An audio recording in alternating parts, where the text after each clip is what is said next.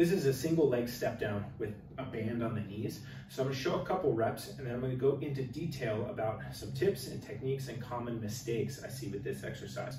So if this is your first time working with me on this one or doing it on your own, I really encourage you to watch all the way through because I see exercises like this performed a lot with just some minor mistakes or faults that are really taking away from the effectiveness of the exercise. So give it a watch, let me know what you think. We should really feel this in a way that's going to build the quad, build the hip, and help make us more resilient for things like running, hiking, going up and down stairs, a whole range of things this exercise is great for. So I got about a 6-inch step here. So I'm going to start and I'm going to come up, band on the knees.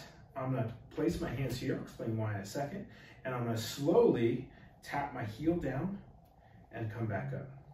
Slowly tap my heel down, come back up. Once you get a hang of things, if you can look straight ahead so you can kind of feel what your body's doing rather than seeing it. And that's the exercise, nice and slow with control. So what's going on here is we got a 6-inch step, and really I want this to be kind of a knee dominant movement, but it's demanding control from the hip and mobility or movement from the ankle.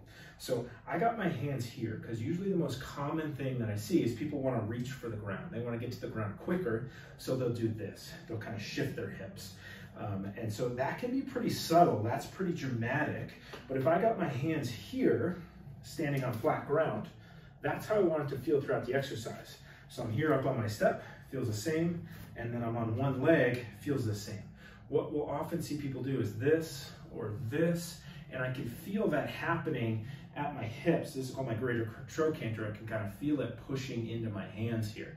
So I want to be aware of that pressure on my hands as a feedback tool. So that's number one, hands here, because I don't want to reach for the ground.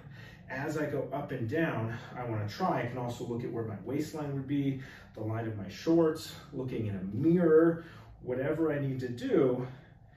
And I'm thinking about letting the ground come to me. So I'm not trying to reach for it with my tiptoes or reach for it with my heel. I'm lowering in a straight line, letting the ground come to me. So that's number one. You're gonna feel that a little bit more probably in your hip, because the hip is what helps control the pelvis when we're on one leg, and that's something I work on with a lot of runners, is limiting this pelvic drop that can be related to some injuries here. So number one is we want the hips nice and level. Number two, why do I have this band on my knees? This band on my knees is pulling my knee inward, which makes the body automatically want to push out against it. So this position, uncontrolled, is what I see linked to a lot of different knee injuries, especially when I'm going downhill or downstairs. So in this, often when I test this, I often see people come and they'll go like this without the band on. And so what the band is going to do is bring awareness to where your leg is in space. You're going to unconsciously just want to push out into it a little bit. And I want the center of the knee or the patella over about the 3rd to 4th toes. Okay? So kind of tip is if you're looking straight down, I can see my big toe. If my knee comes in, can't see my big toe anymore. Okay? So when I'm coming up, I'm not getting this leg way out here, but it's kind of just out a little bit to get a little tension on this band. I got my hips level, and then I'm going to start my first few reps looking at my knee, and I want my knee to go out over my 3rd and 4th toes. I can see actually my 1st and 2nd toes there.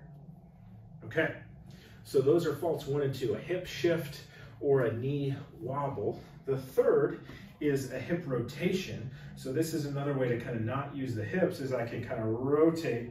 I'll often see this with a hip shift, but sometimes people do it on its own, as they'll kind of rotate back, and then they don't need to use their knee or their ankle as much. So it just changes the intent of the exercise. So I like to get either right on the front or right on the back. Right now I'm on the back of a step, and then I want to match my other foot.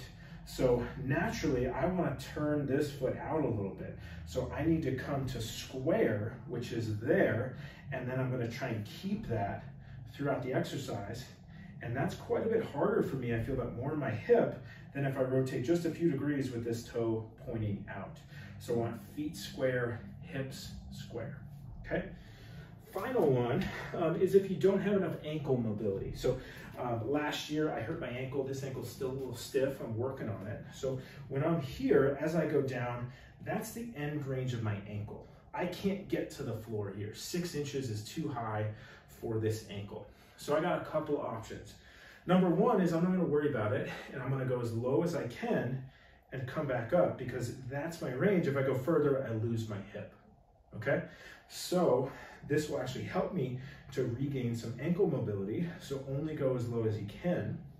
Or if you wanna get the ground, you're gonna get something, it's an old physical therapy textbook, about 1 inch, and I'm gonna put that under my heel. That reduces the amount of ankle motion I need to get this done.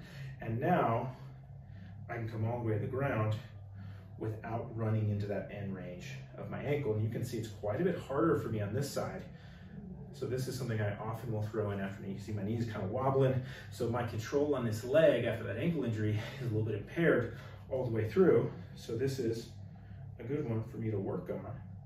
And I want to shift this way, so I'm trying to work against that. So you can see kind of in real time here what's going on, okay? Final thing is if you're just struggling with this one, 2 options. One is just get a little balance support. So I'm gonna hold this in my opposite hand of my leg so I can still keep my hand here on the hip, and it's gonna be quite a bit easier to ingrain this technique or that pattern. So that's a great option, and then you can start just by picking up this stick, or if you're on a wall, moving your hand away from the wall. The other one, I have an adjustable step here. You might just have to hunt around your house, is just make the step lower and just work in a smaller range and progress up as it gets easy, okay? So that's an in-depth look on the single leg step down, this version with a band on the knees. So this is a powerful exercise, but it's only gonna be achieving its maximum benefits for you if you really dial it in.